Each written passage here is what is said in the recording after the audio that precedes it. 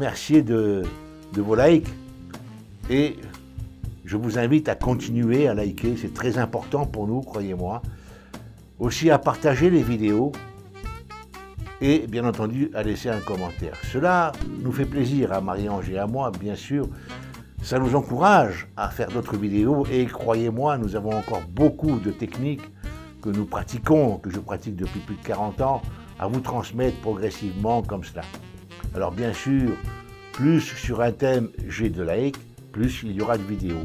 Ce court audiobook résume les notions essentielles à connaître sur le magnétisme et l'énergétisme. Il met essentiellement l'accent sur les connaissances réelles concernant les fonctions de l'énergie vitale ou force vitale, à travers la compréhension du fonctionnement physiologique et vibratoire, énergie nerveuse, énergie dite éthérique. En fin d'écoute, vous pourrez recevoir une formation de base avec des techniques faisant partie des fondamentaux du magnétisme traditionnel. Un lien vous sera aussi transmis pour accéder aux points de Knapp majeurs et ceci pour les points de Knapp gratuitement. Je tiens à préciser avant tout que si je suis magnétiseur, et bien qu'étant titulaire d'un master en gestion des émotions, du stress et des risques psychosociaux en entreprise, je ne suis pas médecin. Et je ne saurais vous donner des conseils qui contribueraient à encourager, à négliger ou à retarder une consultation chez un médecin. Cependant, je crois qu'un certain nombre de pratiques en magnétisme ou en technique énergétique, en accompagnement de la médecine allopathique, peuvent être souhaitables pour une bonne prévention de la maladie et peut favoriser et accélérer une guérison. J'ai choisi de présenter une certaine approche de magnétisme dans ce qu'elle a de plus simple, de la faire comprendre dans ce qu'elle a de plus pragmatique.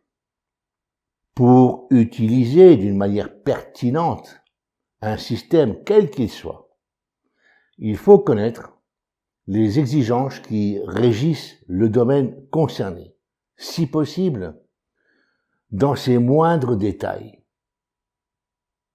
Qui ne prend pas en compte cette nécessité perd toute efficacité d'exécution et d'évolution.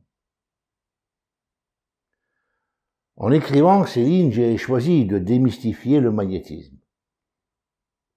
Peu de personnes savent ce qu'est le magnétisme dans son fonctionnement et dans ses principes essentiels, ainsi que dans ses fondements. Parfois, il inquiète, parce qu'on l'assimile à bien des choses avec lesquelles il n'a rien à voir, dont la réputation souffre de l'utilisation que l'on en a faite dans ses relations et de l'image qu'on donne certains écrits au bruit qui court. Le magnétisme est une méthode douce, naturelle, une thérapie par force vitale, du corps et de l'esprit. Et comme telle, sans danger dans son application classique. Mal pratiquée, elle peut tout au plus que manquer d'efficacité. Et dans son premier stade, c'est-à-dire dans sa pratique de base, elle est accessible à tous. Quant aux résultats, que de possibilités.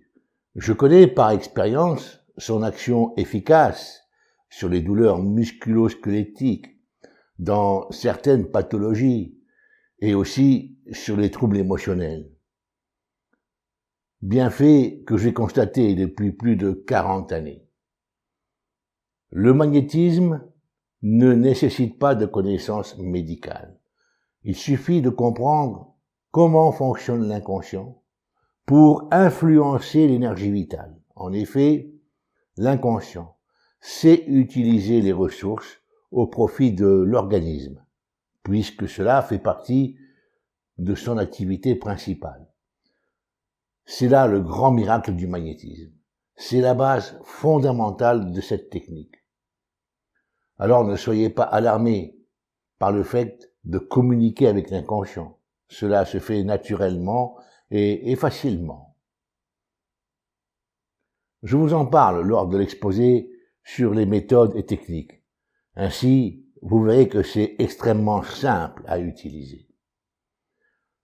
Il est fort probable que, vu l'évolution de notre civilisation et des découvertes récentes, nous sommes en 2019, tout ceci peut nous laisser envisager que l'énergétisme sera un jour enseigné dans les universités. Je pense même que de véritables appareils réellement efficaces pour traiter directement par voie vibratoire, essentiellement sur le système nerveux autonome et via les neurones, verront le jour rapidement, et ceci basé sur de véritables découvertes scientifiques. Nous sommes à l'aube d'une civilisation que l'on pourrait qualifier de civilisation énergétique et communicante. Cet audiobook se veut utile, le plus simple et le plus complet possible. Excepté son rôle d'information du public, il peut être un guide pour tous ceux qui veulent pratiquer le magnétisme simplement, sans tomber dans des considérations alarmantes, dogmatiques ou superstitieuses. Qu'ils soient profanes ou qu'ils cherchent, sur le plan professionnel, un complément à une pratique paramédicale, kinésithérapeute, infirmière ou médicale, toute personne peut y trouver un intérêt particulier et surtout un intérêt utile. Cette méthode thérapeutique, à la portée des parents qui désirent s'y former, a un rôle important à jouer à la prévention et au soulagement dans les problèmes de santé de la famille, toujours, bien entendu, en accompagnement de la médecine traditionnelle. Certaines connaissances de base sont nécessaires et bénéfiques à la bonne utilisation de cette méthode. Dans cette première partie, nous allons essentiellement nous attacher aux fonctions corporelles et à l'énergie nerveuse. Passons à l'œil d'une analyse pragmatique ce qu'est un corps en vie. Pour qu'un organisme vivant puisse bouger, se mouvoir, penser, exister, en qualité de ce que nous connaissons des êtres vivants, il lui faut de l'énergie. C'est une loi naturelle, incontestable et vérifiable. Le fait qu'un corps dégage de la chaleur, c'est le signe qu'il y a un mouvement énergétique et une transformation chimique générant un effet thermique. Il ne peut en être autrement. Lorsqu'un corps n'est plus alimenté en énergie, toutes ces activités constatées, énergétiques par le système nerveux autonome et chaleur par la production d'un effet thermique, disparaissent. Et le corps reste inerte et sans mouvement. Il est dit sans vie ou mort. Nous verrons plus loin que la mort n'est pas un manque d'énergie, mais le fait d'un manque de conscience, ce qui est, bien entendu, totalement différent. Alors, d'où proviennent ces énergies nécessaires aux organismes pour qu'ils soient fonctionnels? De deux milieux principaux. Le premier, c'est l'air que nous respirons. Je ne vous apprends rien si je vous dis que c'est le premier acte que fait toute personne en arrivant au monde.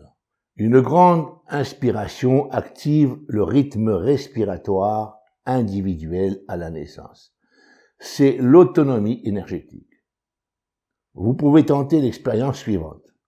Bloquez votre respiration et vous verrez à quel point vous serez dépendant du souffle, de cette énergie indispensable à la vie.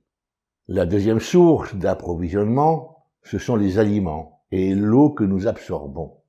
Donc, une énergie vitale par la respiration, ce que la tradition indienne nomme prana, les traditions asiatiques le chi ou le ki, etc.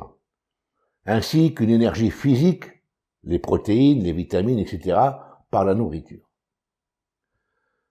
Vous remarquerez que la vitalité est individuelle. Elle est introduite par le souffle ou la respiration nasale, ainsi que par la respiration cutanée. Que la nourriture dépend essentiellement de la terre. L'une est terrestre et l'autre est dite solaire. Pourquoi solaire? Parce que l'énergie vitale pour la planète Terre est produite par notre Soleil et ensuite captée par notre atmosphère.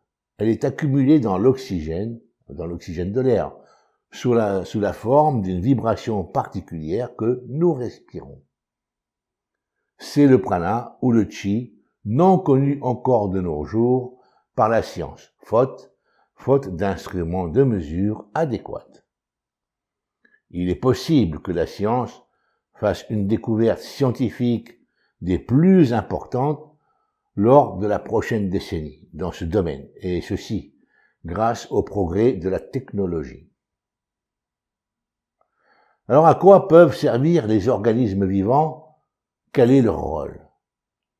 Il semble qu'ils soient principalement destinés à recevoir diverses formes de conscience. En effet, examinons un corps ayant perdu conscience, peut-être dans le coma. Nous constatons que l'énergie vitale nécessaire est apportée par la respiration d'une manière quasi automatique. Elle ne cesse jamais tant que la personne a suffisamment de réserves apportées par la nourriture et la boisson.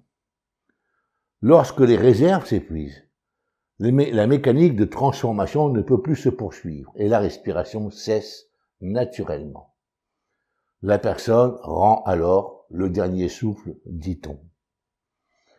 Les deux sources sont interdépendantes quant au maintien de la vie. Ce qui fait que le corps épuise ses ressources, dans ce cas précis, c'est le fait qu'il n'y ait pas de conscience pour utiliser ce corps afin de le nourrir, de le mouvoir, de le bouger. Il y a donc une différence entre la conscience et l'énergie vitale, qu'il ne faut surtout pas confondre. Un corps dans le coma a toute l'énergie vitale nécessaire à sa survie, jusqu'à épuisement des réserves nourricières absorbées par la nourriture. Il serait absurde de magnétiser un corps dans le coma alors qu'il est pourvu automatiquement de par l'homéostasie naturelle. Il est pourvu automatiquement de toute l'énergie vitale dont il a besoin. Je disais que les groupes d'organismes, végétaux, animaux, humains, etc., seraient destinés à recevoir des consciences, chacune selon son espèce. Et chaque espèce vit dans son monde avec ses propres concepts de vie, ses émotions, ses perceptions particulières de son environnement, que chaque catégorie développe, etc. Vous pouvez, si vous le souhaitez, effectuer des recherches dans ce domaine, des recherches approfondies, et vous constaterez que pratiquement toutes les espèces vivantes fonctionnent sur le même principe, respiration et nourriture. Même le monde végétal puise la sève dans la terre et la vitalité dans le soleil. Le principe reste le même. Par ailleurs, il semble que les végétaux aient une conscience. Alors résumons. Les organismes vitalisés par la respiration et acquérant une conscience individuelle au premier souffle, permettant ensuite de réclamer de la nourriture physique pour finalement devenir avides de câlins, donc de plaisir lié à la reconnaissance. C'est le besoin d'amour. Exister par rapport à l'autre. La différenciation, l'individualisation à partir de laquelle l'être va effectuer toutes ses expériences de vie. La question que l'on pourrait se poser ensuite est la suivante. Qu'est-ce qui maintient le corps dans sa forme, et ceci jusqu'à la mort, dans sa forme, telle que la forme d'un humain, la forme d'un animal particulier, etc. Personne n'a de réponse à cette question. Même si la notion de champ morphique est avancée, cela reste une hypothèse de travail. Hypothèse qui reste valable jusqu'à ce qu'elle soit confirmée ou invalidée. Il semble cependant que la cohésion des cellules d'un corps reste active jusqu'à ce que la conscience quitte ce dernier. La conscience aurait donc un rôle important à jouer. Cependant, nous parlons de conscience subjective autonome. En résumé, tant que le corps est habité par une conscience objective, la conscience subjective joue pleinement son rôle de maintien de l'organisme dans sa forme et dans son bon fonctionnement. Quant au fonctionnement, elle le fait en utilisant une énergie dite énergie nerveuse via le système nerveux viscéral et essentiellement en utilisant le système nerveux autonome. Quant à la forme, selon la tradition hindoue et certaines traditions asiatiques, elle semble résulter d'un corps énergétique ayant la capacité de maintenir la cohésion des atomes constituant les différents niveaux organiques ou corporels. D'où provient cette énergie nerveuse? Elle est produite à partir d'une source particulière. Elle est apportée par la respiration. Elle est le résultat d'un changement vibratoire particulier d'une énergie beaucoup plus vaste. De plus, comment est-elle mise à contribution dans ces fréquences vibratoires pour modifier les éléments physiologiques? Comment modifie-t-elle les différents rythmes organiques et systémiques?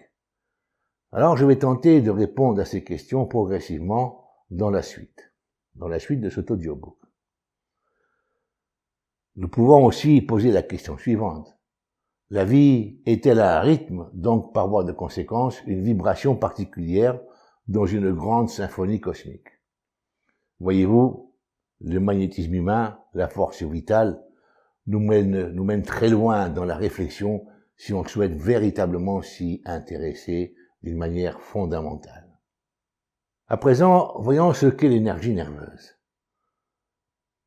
L'énergie que nous absorbons par la respiration alimente les cellules en énergie de polarité positive. Cette énergie vibre sur différentes fréquences. Alors, je précise bien, on parle bien de fréquences vibratoires et non pas de taux vibratoire, ça n'existe pas. Qui dit vibration dit mouvement. Mouvement neutre à l'origine, elle est ensuite transformée pour une partie en diverses fréquences vibratoires nerveuses et utilisée par le système neurovégétatif pour les différentes fonctions végétatives du corps. Pour une autre partie, elle est utilisée par le système nerveux somatique qui est sous l'influence de la conscience objective. C'est cette énergie nerveuse qui est employée pour effectuer l'ensemble des actes conscients comme la marche, penser, calculer, conduire, etc. Cette fameuse énergie vitale, absorbée par la respiration ainsi que par la nourriture consommée, est utilisée par un sous-programme interne qui semble inaccessible à la conscience objective. Alors pourquoi comparer ce système à un sous-programme? Imaginez une sorte de programmation sous-jacente qui examine le corps en permanence et qui sait exactement ce dont il a besoin en énergie, en nourriture, et qui alimente chaque organe en fonction des exigences et des besoins vitaux, qui régule les fréquences vibratoires de chaque nerf pour faire fonctionner les différents organes et systèmes du corps, et ceci d'une manière la plus parfaite possible.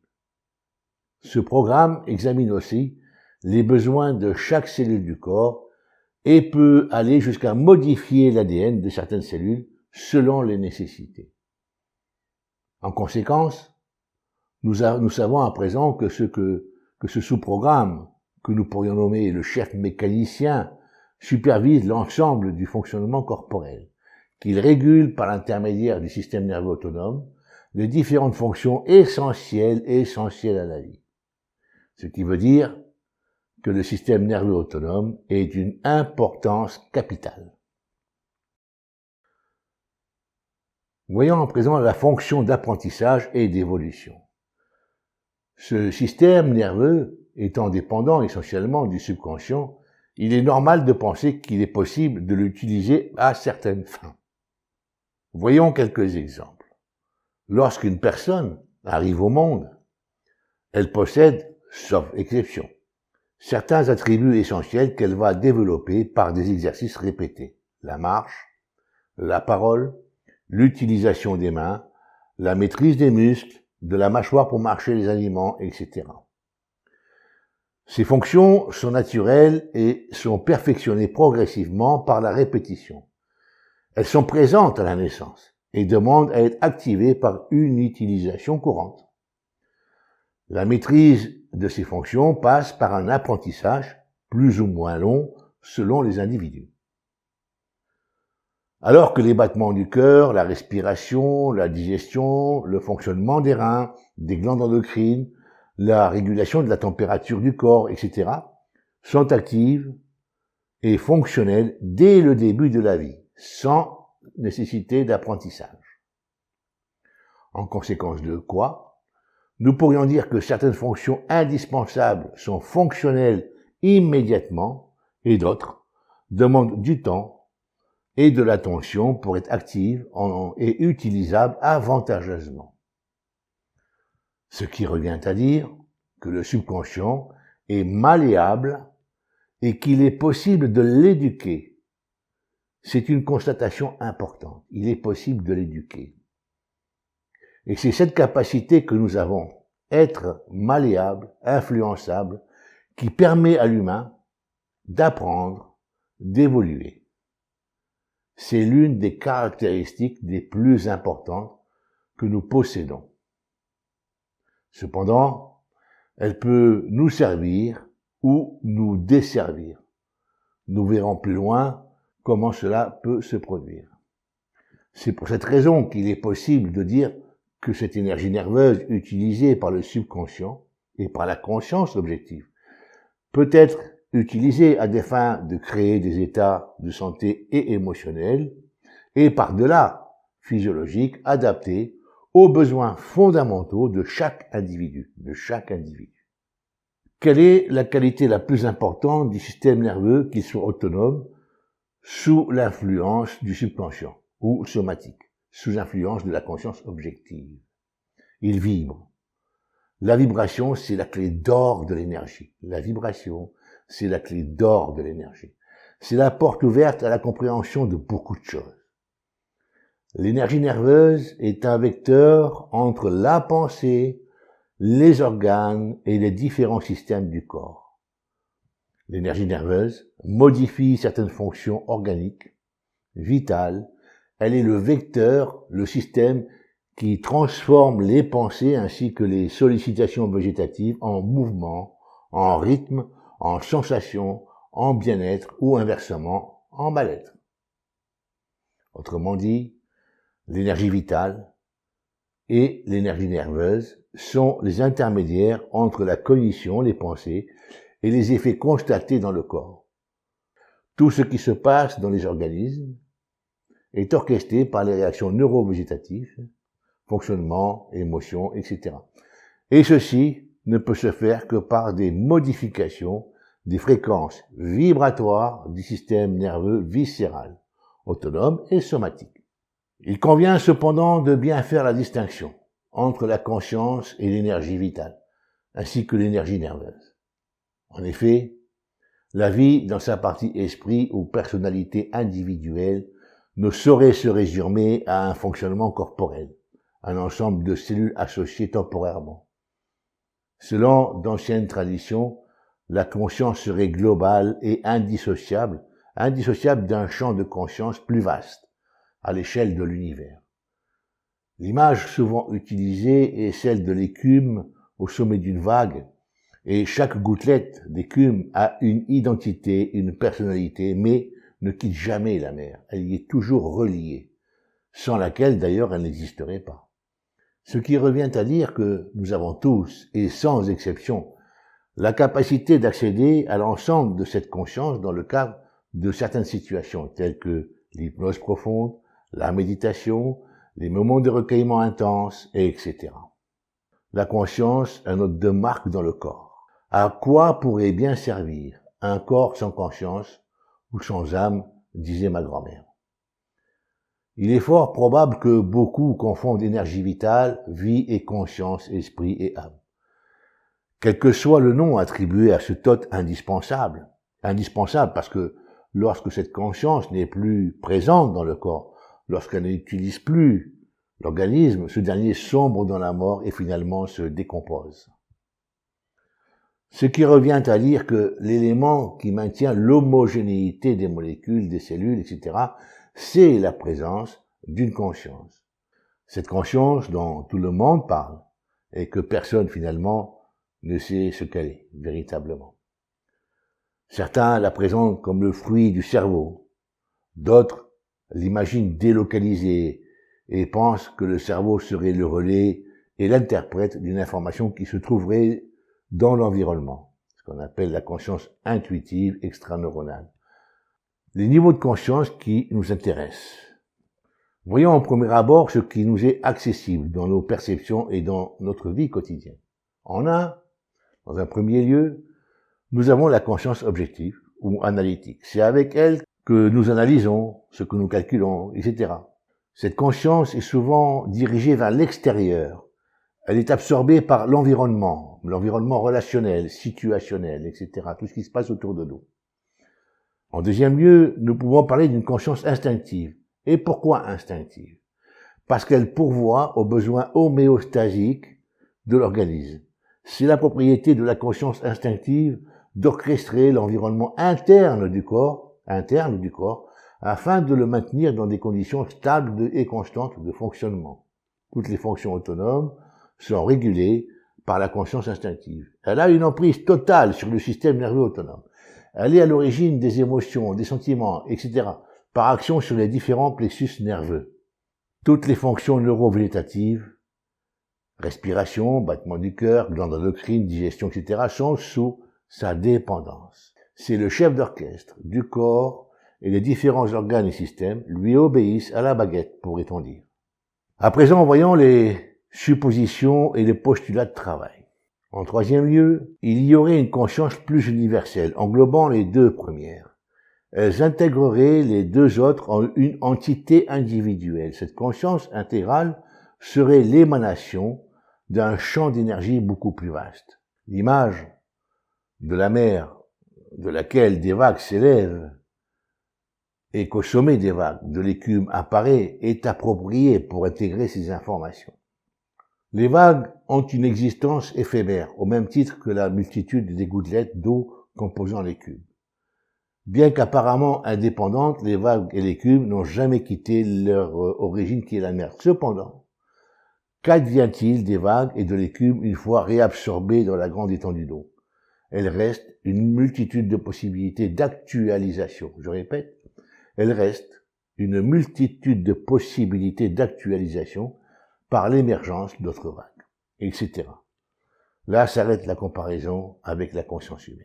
Peut-être que cette dernière conserve les informations des expériences qu'elle a vécues. C'est une supposition aussi.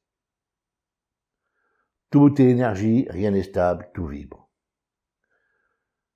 Bien que le monde dans lequel nous vivons semble fait de matière, nous savons tous aujourd'hui que cette matière est en réalité et fondamentalement de l'énergie qui vibre en permanence. De plus, cette matière qui semble parfois très compacte est constituée à plus de 90% de vide. C'est étonnant et cependant vrai. Tout est en perpétuel mouvement incessant. Et nous pouvons aller plus loin encore dans notre raisonnement et y apporter une pierre supplémentaire. Et ici j'ajoutais que ces informations passent par de la communication que nous percevons par nos sens. Qu'en pensez-vous? Un exemple, si je m'approche d'une rose, mes yeux la perçoivent et mon système olfactif m'informe qu'elle dégage une odeur agréable. De plus, j'ai en mémoire une autre information. Les épines de la rose peuvent faire mal si j'entre en contact avec elles. Ces informations se sont manifestées dans la mémoire en une fraction de seconde et le corps a réagi sous l'impulsion du système nerveux autonome par des changements de fréquence vibratoire. satisfaction olfactive et sensation agréable visuelle, cependant accompagnée d'une crainte sous la forme d'une mise en garde en rapport avec les épines. Toutes ces sensations proviennent de changements des fréquences vibratoires dans le système nerveux viscéral. Elles sont le résultat d'une information représentée par la rose. C'est une communication qui a été interprétée par les filtres sensoriels et reconditionnée selon l'expérience et les informations qui ont été intégrées pour les roses. C'est un échange d'informations ayant pour effet des changements de longueur d'onde dans le système nerveux avec pour incidence une foule de réactions chimiques, systémiques et organiques.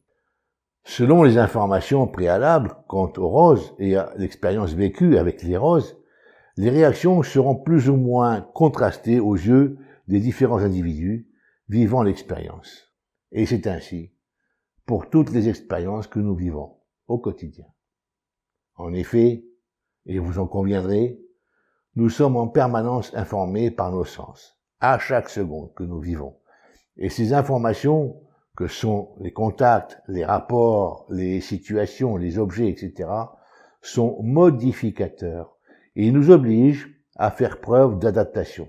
Et c'est formidable, parce que c'est grâce à cette plasticité naturelle que nous pouvons apprendre, que nous évoluons et que nous nous adaptons. Que faudrait-il en déduire? Est-ce que tout ce qui existe et que nous pouvons percevoir par nos sens ou ressentir viscéralement, tout est informatif et modificateur dans le sens où ces informations déterminent des réactions mentales, psychiques et physiques et par voie de conséquence des comportements, des attitudes et forgent nos personnalités.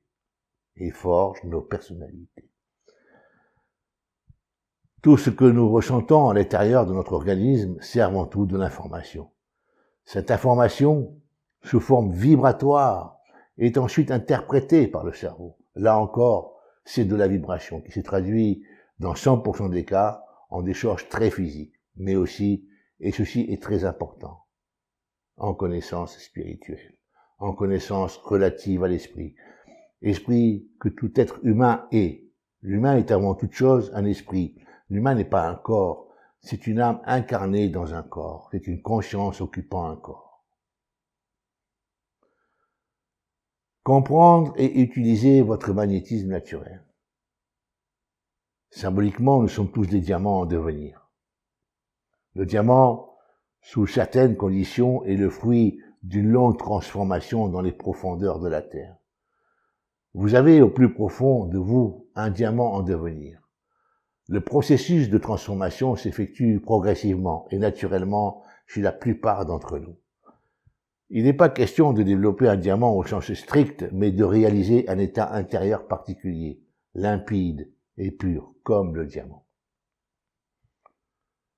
Vous pouvez être assuré que les éléments naturels permettant cette transmutation sont présents en vous. La transformation se produit plus ou moins lentement, selon les conjonctures particulières chez toutes les personnes. En règle générale, les éléments de la vie qui permettent cette évolution sont souvent les circonstances de la vie, les situations particulières que chaque personne rencontre selon ses propres besoins et sa propre évolution. Cependant, il est envisageable d'intervenir sur cette transmutation volontairement en toute conscience. Il est possible d'accentuer ce processus intentionnellement, en mettant à l'œuvre des méthodes et des techniques particulières. Beaucoup l'ont fait, et le font encore avec succès. Vous comprenez qu'en accentuant ces transformations, l'une des capacités qui en bénéficie, c'est votre énergie vitale propre, votre magnétisme naturel. Toutefois, auparavant, je dois vous parler de ces techniques que vous allez mettre à l'œuvre. Comment pouvez-vous focaliser votre conscience sur des transformations particulières afin d'atteindre votre but, développer vos capacités naturelles et particulièrement celles de guérisseur? Tout d'abord, voyons ce qui peut freiner, voire bloquer ce développement. Les pensées, les sentiments, les émotions influencent la santé et le bien-être physique. Les sentiments douloureux, les ressentiments, les remords, les regrets, le sentiment de culpabilité, etc. sont des freins puissants quant au développement des capacités d'adaptation naturelles et de développement dirigées vers le futur. Ces ressentis sont à rapprocher à des troubles émotionnels. Ils sont générés par une focalisation régulière, voire permanente, sur des événements et des situations passées. C'est très important de comprendre et de savoir cela. Toute l'énergie consacrée à entretenir, à générer ces troubles émotionnels est du coup indisponible pour développer les capacités naturelles telles que celles de guérisseur, pour développer ce diamant qui est en vous. En effet, ces sentiments nocifs, entretenus, détournent en premier lieu une grande partie de l'énergie vitale au détriment du bon fonctionnement de l'organisme. En deuxième lieu, la focalisation cognitive sur les situations ou événements du passé empêche la concentration sur le développement futur quant aux capacités naturelles. De fait, l'énergie mentale, psychique et vitale est gaspillée en vain. En effet, penser négativement au passé empêche de penser positivement au présent et de construire un futur favorable. De plus, nous savons tous qu'il est impossible de changer le passé. Le temps et l'énergie passée à accuser, à se victimiser, à générer des toxines mentales ne se rattrapent pas. C'est un gaspillage de vie inutile. Les personnes qui agissent de cette façon sont les victimes de leurs pensées nuisibles et de fait génèrent des états morbides et dommageables. Souvent, elles recherchent des solutions dans des croyances superstitieuses. Dans la plupart des cas, elles espèrent des réponses provenant d'influences surnaturelles, etc. Ce genre de croyances et de comportement est plus que néfaste. Lorsque plusieurs personnes tombent dans ces attitudes, cela a la particularité de générer des égrégores funestes, dans lesquels se laissent entraîner facilement les personnes en souffrance et perdues dans un labyrinthe de propositions plus négatives les unes que les autres. Ces propositions étant inspirées par ces fameux égrégores funestes. Autre que les sentiments, il y a les émotions négatives, telles que la peur, la colère, la tristesse, le dégoût, etc. Ces émotions sont tout aussi dévastatrices quant au détournement de l'énergie vitale. Il y a les émotions normales résultant d'une situation réelle, immédiate. Si vous êtes attaqué, instantanément, une émotion est activée, peur ou colère, ce qui vous permet de fuir ou de vous défendre. Il y a des émotions activées par des pensées anxiogènes. Parfois, elles sont liées au sentiment que nous venons de voir. Un sentiment de regret ou de culpabilité peut susciter de la tristesse en émotion. Nous avons un pouvoir formidable, la pensée. Être praticien en énergétisme, c'est en premier lieu avoir un mental dépourvu de croyances limitantes et superstitieuses. C'est très important. Les pensées anxiogènes peuvent provenir de fausses analyses de situations ou encore de croyances nocives. C'est le cas lorsqu'une personne, par croyance pernicieuse, perçoit une situation comme étant dangereuse alors qu'elle est banale et sans danger. Ce qui est dangereux dans ce cas, ce n'est pas la situation, c'est la croyance. En effet, face à un danger supposé, générant immédiatement de la peur ou de la colère, une grande partie de l'énergie vitale est détournée afin de diminuer l'intensité de l'émotion et préparer le corps à la fuite ou à la défense. Ceci porte un nom, c'est l'activation du système général d'adaptation, SGA. Nous vivons dans un monde subjectif. Le subconscient ne fait pas de différence entre une situation réelle ou cognitive. Toute circonstance imaginée dangereusement est nuisible pour le moral et pour le corps. De fait, qu'elle détourne de l'énergie vitale et ceci au détriment du bon fonctionnement d'un ou plusieurs organes et aussi de certains systèmes tels que le système sanguin, le système lymphatique, etc. Toute cette énergie vitale détournée que ce soit par des sentiments ou des émotions négatives, est indisponible pour un fonctionnement correct de l'organisme, pour un développement personnel et encore moins pour travailler sur d'autres personnes en énergétique. Le corps est le miroir de nos pensées. Alors pour résumer ce qui précède, nous pouvons dire que toutes les pensées activent des émotions par changement de fréquence vibratoire dans le système nerveux et par voie de conséquence dans les différents organes et systèmes fonctionnels. L'influence se manifeste aussi sur les molécules, sur les cellules et sur l'ADN de ces dernières. Souvent, les maladies des organes ou des systèmes permettent de mettre en évidence les émotions les plus récurrentes chez les personnes atteintes. En effet, il y a une relation étroite entre les pensées, les émotions et l'imagination. Elles sont déterminantes dans les modifications hormonales par activation des glandes endocrines qui sont porteuses d'informations chimiques et sont véhiculées par le sang dans l'ensemble du corps. En résumé, nos convictions, nos croyances et nos valeurs sont des filtres au travers desquels nous percevons le monde. C'est ainsi que, selon ces filtres, les situations peuvent nous paraître négatives ou positives, alors qu'aux yeux d'autres personnes, avec des filtres différents, les mêmes circonstances seront perçues autrement. Et les répercussions sur le corps seront tout aussi différentes. Dans la plupart des cas, nous attribuerons les états négatifs ou maladifs à des facteurs extérieurs, oubliant que les premiers leviers déterminants quant à l'affaissement des défenses immunitaires, ce sont les pensées négatives et l'imagination funeste.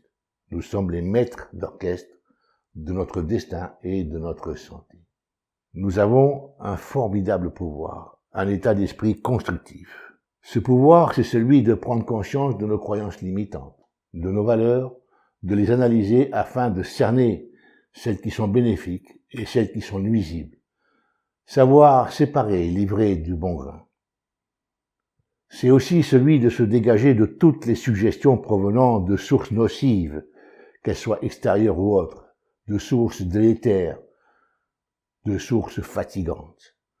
C'est celui de savoir que les peurs, les appréhensions, les craintes non raisonnées, permanentes ou momentanées, d'un objet, d'un être vivant ou d'une situation qui, en eux-mêmes, ne représentent ou ne véhiculent aucun danger, c'est avoir la présence d'esprit et le courage de s'en défaire, de s'en libérer, c'est savoir installer des pensées constructives, gratifiantes, épanouissantes, valorisantes. C'est savoir édifier mentalement des objectifs concrets, réalisables, et se mettre à l'œuvre pour les concrétiser. C'est ainsi que l'homme se libère des idées reçues, des attitudes et comportements néfastes. C'est ainsi que l'homme devient constructif, créatif, réalisateur, évolutif. Pourquoi mettre en place un état d'esprit constructif? Vous conviendrez qu'il est préférable de vivre sainement et sereinement que l'inverse. Je ne connais personne qui se lève le matin en pensant « aujourd'hui, je vais me gâcher la vie avec des pensées négatives. Je vais générer des émotions douloureuses, ainsi je pourrai importuner mon entourage en me plaignant, en parlant de mes problèmes, en ayant une grise mine. » L'énergie vitale vibre en permanence au rythme des émotions et des sentiments actifs dans l'organisme. Plus les émotions ou les sentiments douloureux sont puissants, plus les fréquences vibratoires du système nerveux autonome sont bousculées, perturbées. Il en résulte qu'une partie plus ou moins grande de l'énergie vitale est détournée pour rétablir l'ordre et la stabilité nerveuse. Cependant, cela ne change en rien les pensées négatives. C'est à la personne sous dépendance des émotions douloureuses de prendre en compte consciemment cette variable importante qu'est la pensée et d'y apporter une solution qui permette de changer la façon de voir, de ressentir et d'entendre les choses. Il est facile de se rendre compte des changements dans le corps, des changements produits par les pensées. Ceux qui pratiquent la cohérence cardiaque ou la cohérence émotionnelle en savent quelque chose. En mesurant la variabilité cardiaque, il est relativement simple de constater les effets des pensées sur le rythme cardiaque, ainsi que sur la pression artérielle, ce qui renseigne sur l'état de stress et d'émotion. La simple respiration lente et profonde, associée à des pensées positives, permet de rétablir rapidement une variabilité cardiaque calme, sachant qu'en se focalisant sur la respiration, les pensées se détournent de l'activation d'émotions douloureuses. Il est impossible de vivre deux émotions simultanément. L'énergie vitale est neutre. Sa fonction naturelle est de vitaliser. Elle est très réactive aux émotions ainsi qu'aux diverses formes de pensée. Lorsque l'énergie vitale est incorporée par la respiration pulmonaire et cutanée, elle passe par une étape importante qui est celle de la mise au diapason de la vibration interne de la personne. Étant donné que les états internes, états émotionnels et ressentis divers sont déterminants quant à la fréquence vibratoire de l'énergie vitale ou énergie de vie, elle est de fait très fluctuante dans la limite des besoins homéostasiques de la personne. Je me souviens de l'expérience que ma mère avait utilisée pour me faire comprendre ce qu'est l'énergie de vie, comme elle disait. Je cite. « Imagine un fiacre, disait-elle, il y a le carrosse, le cocher et le cheval. Le carrosse, c'est l'équivalent de ton corps. Le cocher, c'est l'esprit. C'est l'esprit installé sur le carrosse et le cheval, c'est la force qui peut faire bouger l'ensemble. Si le cheval est laissé sans que le cocher en maîtrise le maniement, il ira à U et à Dia. Le cocher peut agir sur le cheval par la voix et par les lanières. Pour cela, il doit user de la volonté. La volonté doit être forgée dans la connaissance et l'expérience du maniement du cheval et des possibilités illimites liées au carrosse. Les lanières, ce sont les systèmes qui permettent à la pensée et à la volonté d'agir sur le cheval. Et le cheval doit être bien traité et discipliné afin de satisfaire les besoins du cocher. Le carrosse doit être solide et bien entretenu afin de répondre aux sollicitations du cocher via le cheval. Et le cocher doit être au fait de sa responsabilité quant à satisfaire les deux premières conditions. Il doit par-dessus tout avoir une destination et un objectif bien établis. Utiliser le cheval pour faire mouvoir le carrosse afin d'atteindre sa destination pour satisfaire à un objectif concret, réalisable. Ramenons à présent cette analogie à l'être humain. Le corps correspond au carrosse, le cheval aux énergies vitales et nerveuses, et le cocher à l'esprit de l'homme, utilisant sa volonté pour mettre en œuvre les énergies selon ses besoins fondamentaux. Le point central de ce système, c'est l'esprit de l'homme et sa volonté d'agir, Une partie des énergies nerveuses est employée sans que l'homme en soit conscient. C'est le système végétatif. Une autre partie de cette énergie est employée consciemment pour utiliser le corps dans ses mouvements et dans ses comportements. C'est le système somatique. Les deux systèmes sont complémentaires et s'influencent réciproquement. Afin d'éviter de sombrer dans des réactions épidermiques, non contrôlées, soumises à des réactions réactives au regard de situations imaginées comme étant dangereuses, l'homme doit tendre à se connaître et à bien comprendre ses propres réflexes ou automatismes émotionnels. Des méthodes telles que la réflexion ou la méditation sur ses propres qualités et surtout sur ses défauts permettent de déceler les convictions ainsi que les valeurs nocives et croyances polluantes, d'en prendre conscience et ainsi d'établir un équilibre émotionnel constructif, en dehors de toute peur, colère, haine, etc. Ces exercices devraient faire partie intégrale de la vie au quotidien, notamment pour les personnes qui désirent utiliser l'énergie afin de soulager ou d'aider leurs congénères. Plus l'esprit met en œuvre une volonté à la réalisation d'un objectif concret et réaliste, hors de toute pollution anxiogène, plus la probabilité d'une utilisation efficiente de l'énergie à des fins thérapeutiques personnelles ou en application sur d'autres personnes est élevée et performante. Constitution de l'homme selon les concepts énergétiques. L'homme est pourvu d'un corps physique constitué de 3 éléments primaires. Une partie est minérale, une autre est liquide et la dernière est gazeuse. Ce corps physique est sous-tendu par une forme énergétique nommée corps astral. Nous avons donc la partie astrale proprement dite qui se condense progressivement sur 4 niveaux pour atteindre une fréquence vibratoire énergétique nommée partie éthérique.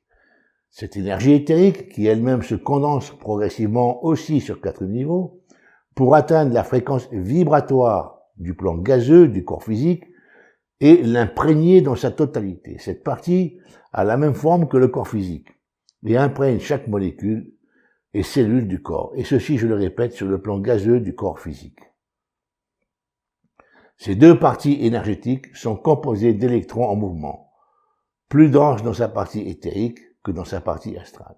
Cette forme astrale est présente dès la naissance, dès le premier souffle. Elle évolue en même temps que le corps physique.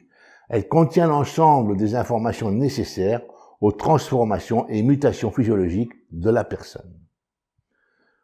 Dans cette partie énergétique sont archivés l'ensemble des traumatismes faisant suite aux maladies, aux chocs et blessures, aux émotions aussi. Ces informations sont actives et modèlent les molécules ainsi que les cellules du corps via la transmission dans la partie éthérique. Il y a un échange vibratoire incessant dans les 2 sens, entre la partie astrale et éthérique. C'est la raison pour laquelle, lorsqu'une blessure est guérie, la cicatrice persiste. Elle ne disparaît pas, alors que le plus grand nombre des cellules du corps ont été changées durant la vie. C'est la même chose avec les maladies et les troubles émotionnels. Chaque information reste active d'une manière vibratoire dans la partie astrale. Ces vibrations particulières déterminent dans le temps l'aspect physique des personnes. Elles modèlent le corps comme de la pâte à modeler en agissant sur les molécules et les cellules via la partie gazeuse du corps physique. Les 3 parties du corps humain et leurs fonctions bien définies. Voyons à présent les 3 structures du corps selon une vision toute énergétique et fonctionnelle. Vous remarquerez que la partie qui contient les sens ou fonctions d'acquisition sont situées sur la tête. En premier lieu, nous avons les yeux, chargés de recevoir et d'interpréter la lumière et les couleurs. En effet, les yeux ne perçoivent que de la lumière et certaines couleurs. Après interprétation par le cerveau, ces perceptions sont transformées en images. Fleurs, maisons, etc. C'est la position la plus haute quant aux perceptions. Ensuite, dans l'ordre, nous avons les oreilles. Elles captent les vibrations sonores, les vibrations des molécules de l'air. Ces vibrations sont ensuite transformées par le cerveau en musique, en paroles, etc. Le nez capte les odeurs et la langue le goût des choses. La perception des odeurs et du goût se situe au carrefour de la physiologie et de la psychologie, de la culture et de la linguistique.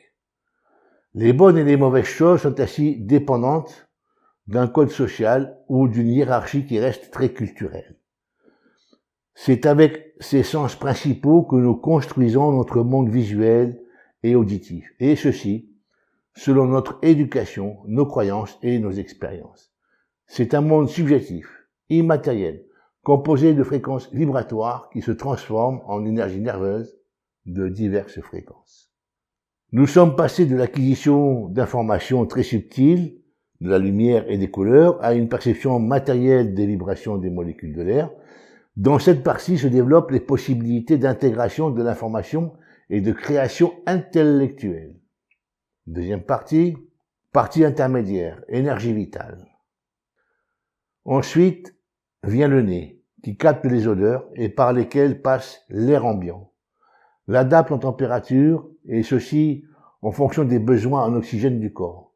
Nous sommes déjà dans de l'absorption plus matérielle, de molécules d'oxygène, d'eau et de poussières diverses. Cet oxygène est transformé, adapté par les poumons et ensuite transporté par le sang via le cœur dans les corps ainsi que dans le cerveau. C'est aussi dans cette partie que se manifestent les actes de manipulation de l'environnement par l'intermédiaire des mains. Les informations acquises par les 2 premiers sens sont transformées et modulées par le cerveau d'une manière subjective et réagit en informant le corps via le système végétatif, en premier lieu. Et ensuite, le système somatique entre en jeu Et là, ce serait trop long d'expliquer ce phénomène dans toute sa complexité ici.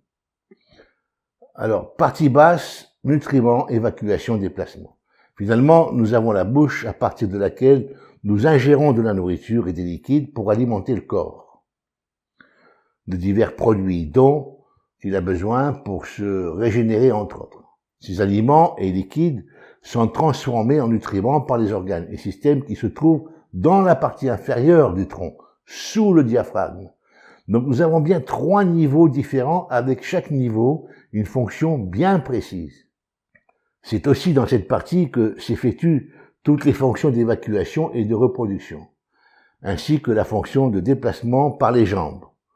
En résumé, nous pouvons dire que, partie supérieure, la vision et l'ouïe sont transformées par le cerveau, création intellectuelle, imagination, intégration des concepts, valeurs, croyances, action sur le système viscéral. Il est important d'y ajouter l'odorat et le goût. 2, partie intermédiaire, l'oxygène absorbé par la respiration, l'organe de transformation, ce sont les poumons, récupération de l'énergie vitale, assimilation de l'énergie vitale et diffusion dans l'organisme via le système sanguin. 3, partie basse, la nourriture et les breuvages absorbés sont transformés par l'estomac et les divers organes, exemple le foie et le système digestif, d'accord, l'estomac, etc. Alimentation de l'organisme en énergie matérielle par la nourriture et les boissons. Élimination des résidus non assimilables par le corps et reproduction. La partie basse, c'est aussi la reproduction. Et finalement, par les jambes, déplacement par l'intermédiaire des jambes. 3 parties distinctes, avec chacune des fonctions spécifiques, de la plus subtile en énergétique à la plus dense et physique. En ce qui concerne les fonctions qui se produisent à partir du nez en descendant, elles s'effectuent naturellement sans intervention consciente de la personne. Assimilation, distribution, nettoyage et évacuation s'effectuent naturellement automatiquement. En revanche, si des toxines sous forme d'images s'introduisent dans le cerveau via les yeux, ces informations peuvent devenir nocives et polluantes sous forme d'images négatives récurrentes par exemple. Si par l'audition des paroles destructrices, pernicieuses sont entendues et acceptées, elles peuvent devenir très destructrices. Elles sont souvent issues de critiques, de mauvais discours, de paroles mal intentionnées, de fausses croyances, etc. Dans les 2 cas, il n'y a pas de nettoyage automatique. Seule la personne peut décider d'agir dans le sens d'un recadrage, d'une modification de l'information. Ceci peut aussi se faire avec l'aide d'une personne compétente et sérieuse. En énergétisme, les interventions dans chacune des 3 parties doivent s'effectuer en tenant compte de ce qui vient d'être dit, de ce qui précède. Qui peut magnétiser? Toute personne qui le désire peut magnétiser. Toutes les personnes en vie sont toutes pourvues d'énergie vitale. Chacune d'entre elles peut l'utiliser avec plus ou moins de succès selon les compétences ainsi que les expériences acquises. L'énergie vitale peut être augmentée par des exercices et plus ces exercices sont répétés, plus la compétence se développe avec l'expérience acquise. Plus vous exploitez cette capacité, et plus vous aurez la possibilité de magnétiser avec facilité et efficacité. Auparavant, il est important de tirer au clair et de clarifier les choses quant à certaines croyances superstitieuses et erronées, qui sèment le trouble, le doute et la peur dans le cerveau de personnes qui adhèrent à ces notions. Les croyances telles qu'il est possible d'être pollué par les énergies nocives ou pathogènes du malade, ou encore de se vider de ses propres énergies, sont toxiques mentalement et sont génératrices d'émotions néfastes. Par conséquent, ces croyances détournent de l'énergie d'une manière négative et de fait, cette énergie n'est pas disponible pour un bon fonctionnement du corps et encore moins pour magnétiser chez la personne qui développe ces croyances. En effet, si cela était vrai, nous n'oserions plus aller dans les lieux publics ou encore moins en milieu hospitalier dans lesquels se trouvent énormément de malades graves.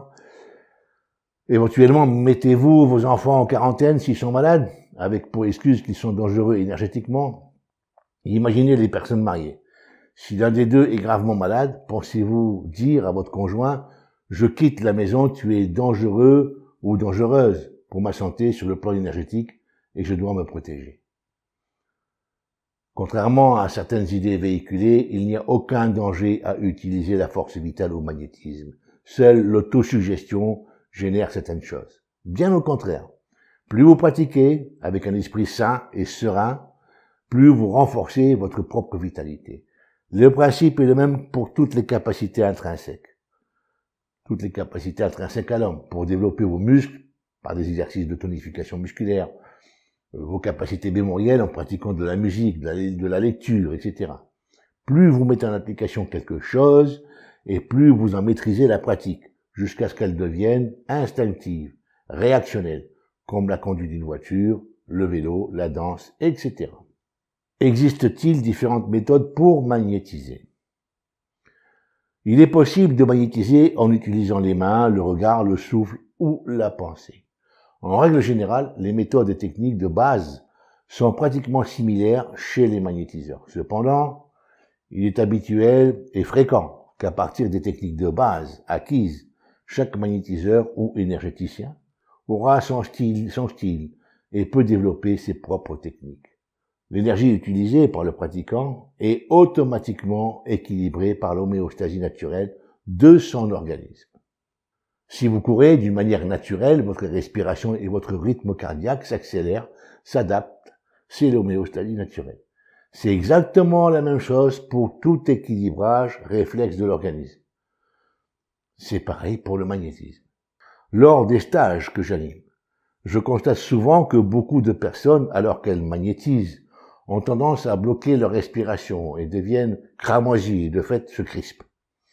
Dans ce cas de figure, il y a de fortes probabilités pour que les acteurs, receveurs et donneurs en sortent mal à l'aise, fatigués, voire épuisés. En effet, le manque d'oxygénation génère un manque d'énergie vitale, qui se rattrapera si la personne respire, il n'y a aucun problème. Sachant que la fréquence vibratoire de l'énergie émise est rythmée par l'état interne de l'émetteur, les pensées anxiogènes ou le manque d'oxygénation mettent en alarme de manière réflexe le cerveau limbique et par voie de conséquence, il y a activation d'émotions plus ou moins importantes. De même que les pensées de peur, je dois me protéger, j'ai peur d'attraper la maladie de mon client, ça met automatiquement le cerveau limbique en alarme et activation donc d'émotions plus ou moins peureuses, donc la peur, la colère, l'anxiété en tous les cas. En conséquence de quoi, il est indispensable d'avoir une respiration régulière et suffisante lorsque l'on magnétise. C'est une règle d'or qui d'ailleurs se vérifie lors des exercices de cohérence cardiaque et émotionnelle. La deuxième règle importante, c'est d'avoir des pensées constructives positives. Elles doivent être en adéquation avec les objectifs du receveur. Lorsque je parle de pensée, je fais référence aux conventions mentales. Une convention mentale, en magnétisme, c'est la pensée avec laquelle l'énergie vitale propagée est chargée.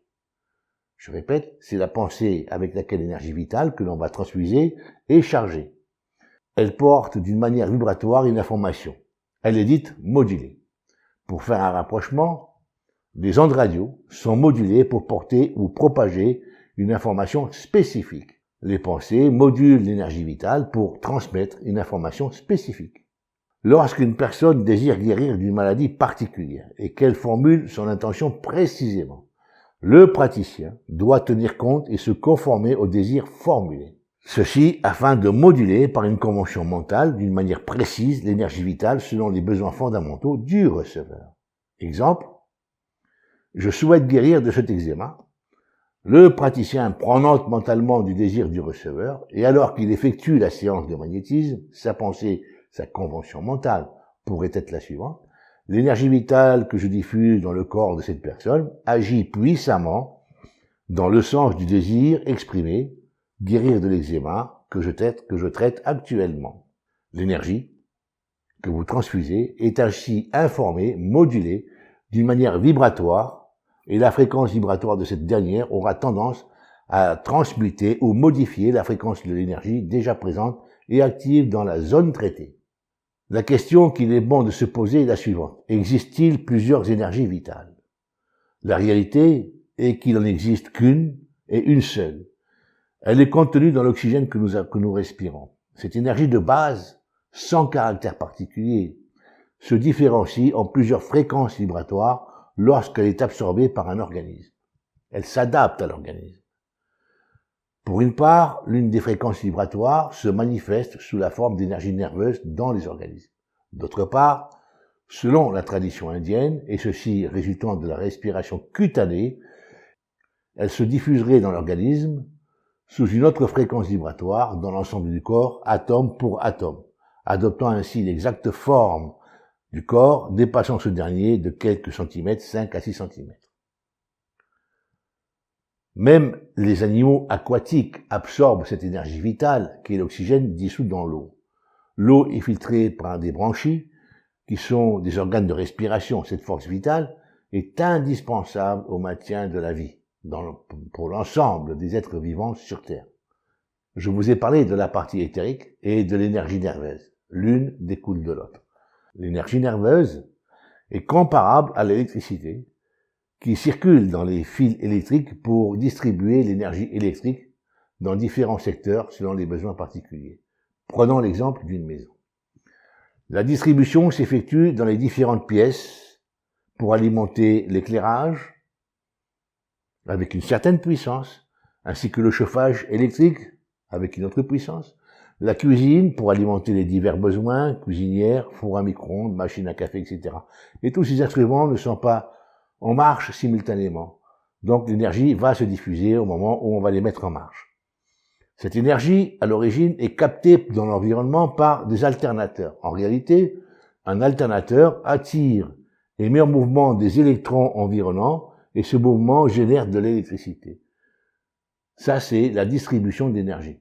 Dans un corps, c'est bien plus complexe, mais le principe reste le même. Cette énergie nerveuse est constituée en grande partie à partir de l'énergie de la partie éthérique. Les nerfs font circuler de l'information par changement de fréquence vibratoire dans les différents circuits nerveux du corps. La partie éthérique, qui a pratiquement la même forme que le corps physique, est une énergie composée d'électrons vibrant au rythme des états internes de la personne, de ses émotions. Par ailleurs, il faut savoir que la partie astrale, qui est moins dense que la partie éthérique, est tout aussi soumise aux différentes vibrations issues des états internes de la personne. Ces rythmes sont modificateurs. Les fréquences vibratoires présentes dans la partie éthérique modifient la structure de la matière dans un organisme. Ils ont une puissante action sur la structure moléculaire des organes, sur l'ADN, des cellules, et par voie de conséquence sur l'état physique, mauvaise santé ou bonne santé. Lorsque je parle de fréquences vibratoires des parties éthériques et astrales, je parle de différents mouvements des électrons activés par des multiples pensées, facteurs d'émotion et de sentiments. En conséquence de quoi, lorsqu'une intervention est effectuée en magnétisme ou en énergétisme sur une personne, les 4 niveaux en sont modifiés. L'astral, suivi de l'éthérique, le système nerveux, la partie gazeuse ayant une incidence sur la matière. Un autre niveau est aussi susceptible de changer, c'est celui de la perception cognitive, de l'état interne donc émotionnel, suite à l'intervention, je vous en parle plus loin. Doit-on travailler en énergétisme ou en magnétisme de la même façon sur les niveaux du corps, partie supérieure, intermédiaire et basse? Le cerveau est l'organe ou l'instrument à partir duquel les informations vibratoires venant de l'extérieur sont transformées en idées, en concepts, en imagerie mentale. Qu'est-ce qui, dans le cerveau, permet de structurer les photons qui impactent les yeux en une chaise, une porte, un animal, un bateau? Qu'est-ce qui, dans le cerveau, permet d'arranger les vibrations moléculaires de l'air en musique, phrases, chants, discours, communication? La réponse, c'est l'éducation, la formation, l'habitude. Je ne m'étalerai pas sur ces réalités structurelles. Elles sont faciles à comprendre. Un simple exemple, lorsque l'enfant arrive au monde, il n'a aucune connaissance de ce qu'est une chaise, une table, etc. Il en prend conscience progressivement. La notion de chaise, de son utilité, et c'est ainsi que pour toutes les choses qu'il découvrira. Progressivement, par imitation, il intègre des notions qui lui permettent de communiquer avec son environnement familial au début. Il découvre aussi qu'il est possible d'intervenir physiquement sur les objets. Lorsqu'une personne hurle de peur après un enfant, alors en le voyant en équilibre sur un balcon par exemple, l'enfant associe immédiatement le bruit qu'il vient d'entendre à quelque chose de négatif, de dangereux. C'est ainsi tout au long de la vie. Lorsqu'il voit les parents ou adultes danser joyeusement sur une musique, il intègre que le son peut être une mélodie musicale agréable, etc. C'est à ce niveau que peuvent s'installer des informations qui peuvent devenir facteurs de troubles émotionnels, de troubles du comportement ou de sentiments anxiogènes. Tout ceci existe en qualité de fréquence vibratoire, que ce soit extraneuronale ou localisée dans le cerveau. En conséquence de quoi? Pour ces troubles. L'intervention devrait s'effectuer sur les concepts, sur les croyances et sur les valeurs qui sont à la source des dysfonctionnements émotionnels. Je précise bien pour les troubles et non pour les douleurs ou traumas physiques. L'intervention peut s'effectuer sur la partie astrale et éthérique, sans oublier le système neuronal. Bien entendu, il existe des techniques particulières en magnétisme et en technique énergétique pour effectuer ces interventions. La partie intermédiaire transforme et transporte l'énergie vitale. Elle se situe juste au-dessus du diaphragme. Elle est plus matérielle. En effet, l'air est plus dense que la lumière et que le son. En conséquence de quoi, le travail en énergétisme et en magnétisme peut s'effectuer sur la partie éthérique et astrale, ainsi que le système nerveux autonome. Purifier les poumons, dégager les plexus nerveux, thyroïdiens, cardiaques, solaires. Assainir les glandes endocrines de ce niveau, thyroïde et thymus. Réduire la pression artérielle en intervenant sur le rythme respiratoire et sur le rythme cardiaque, tout en soulageant le système limbique. La partie basse, avec les divers organes et systèmes, estomac, intestin grêle, foie, etc., transforme, filtre les aliments et boissons en nutriments, et finalement en énergie essentielle pour le fonctionnement du corps. Les nutriments, comme le glucose par exemple, passent dans le sang au niveau de l'intestin grêle.